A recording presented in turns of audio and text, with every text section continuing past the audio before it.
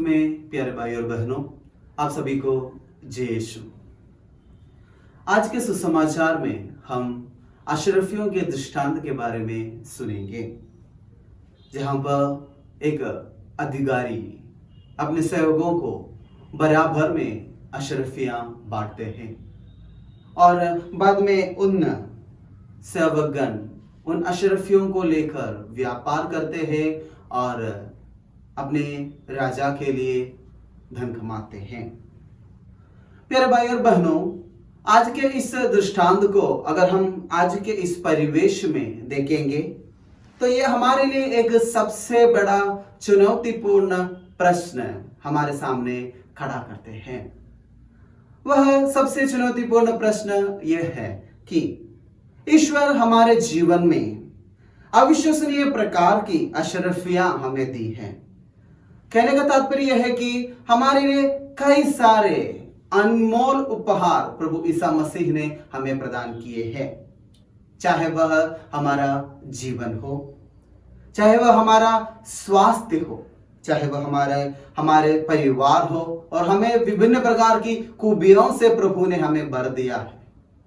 अगर हमें स्वास्थ्य एक अशरफी के रूप में समझना है, आज के परिवेश में जो लोग अस्पताल में, विशेष रूप से कोविड-19 के अस्पतालों में झुलस रहे हैं, उनसे पूछ लीजिएगा कि स्वास्थ्य क्या है, और उन व्यक्तियों से पूछ लीजिएगा जो अपने परिवार से दूर रहते हैं, उनसे पूछ लीजिएगा कि परिवार क्या है और परिवार का महत्व क्या है, तब वह लोग हमें अच्छे से बता पाएंगे। हाँ मेरे प्यारे भाई और बहनों, प्रभु ईसा मसीह ने ना केवल हमें पैसा बल्कि एक अनमोल जीवन, एक अच्छा परिवार, एक खुशहाल जिंदगी, एक अच्छे स्वास्थ्य प्रदान किए हैं। इन सब को भी हमें एक अशरफी के तौर पर देखना है। अगर इन सब को हम एक अशरफी के रूप में देखेंगे तो आज का जो दृष्टांत है वो हमारे समक्ष ये प्रश्न खड़ा करते हैं, क्या मैं उन तीसरे सेवक के बांदी है जो मुझे प्रभु ने जो दिया उसको मैं एक अंगोछे में बांधकर छुपा के रखा है। कहने का तात्पर्य यह है कि प्रभु ईसा मसीह ने मुझे एक अनमोल जीवन दिए, एक अच्छा स्वास्थ्य दिया, क्या मैं उस स्वास्थ्य को प्रभु को महिमान्वित करने के लिए इस्तेमाल किए हैं? संत मत्ती के सुसमाचार अध्याय 10 पद संख्या 40 से लेकर हम पढ़ते हैं, इन अन्नों में से किसी के लिए भी एक ग्लास पानी भी जो पिलाए वह तुमने मेरे लिए ही किया है। हाँ मेरे प्यारे भाई और बहनों, हमारा प्रभु द्वारा हमें दिए गए स्वास्थ्य को लेकर क्या हम प्रभु को धन्यवाद देते हैं, या उस स्वास्थ्य को प्रभु को महिमान्वित करने के लिए हम इस्तेमाल करते हैं? हमें जरा सा सोचना चाहिए। हमें एक खुशहाल पारिवारिक जीवन प्रभु ने दिया है, क्या हम हमारे परिवार द्वारा प्रभु को महिमान्वित करने का चेष्टा की है?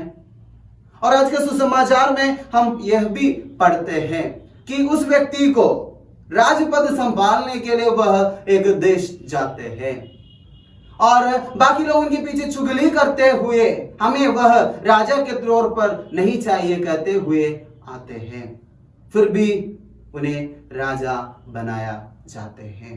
भले लोग उन्हें नहीं पहचानते, फिर भी उन्हें राजा बनाया जाता है। और आज के सुसमाचार के आखिरी पंक्तियों में पढ़ते हैं, मेरे भैरियों को मेरे पास सामने ले आओ और मार डालो। प्रिय भाई और बहनों, वचन हमें यही याद दिलाते हैं।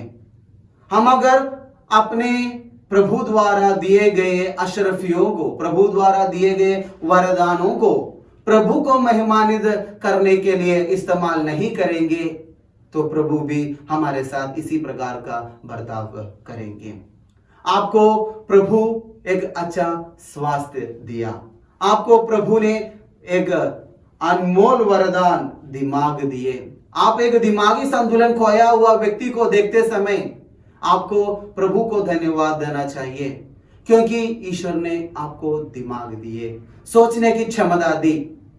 हमें मालूम है कभी कभी दिमागी संतुलन खो जाने से लोग कई प्रकार के विनाशकारी आविष्कार करते हैं और प्रभु को प्रभु के ऊपर दोष लाने का प्रयास करते हैं, जबकि जो लोग अच्छे दिमाग के साथ प्रभु को महिमान्वित करने का कार्य करते हैं उन्हें प्रभु आशीष प्रदान करते हैं।